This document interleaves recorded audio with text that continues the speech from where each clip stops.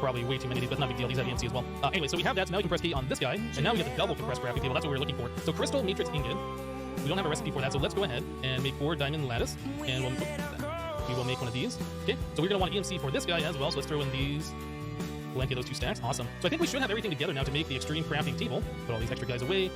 Might make sense to like just throw that in and get rid of them. I don't think we're gonna need those anymore. The extreme crafting table does have EMC, so we can make more of those should we need it. And we did get a quest complete. So it's a 9x9 crafting table. Interesting is what the quest says. So if you place that down, you look at it, yes, this is all the crazy extreme crafting stuff. Does this have the auto extreme? EXTREME. No, it doesn't look like there's the auto extreme crafting table in here. Anyway, let's go to our quest book and we will claim this. We'll pop it and we get compact giant chance cubes.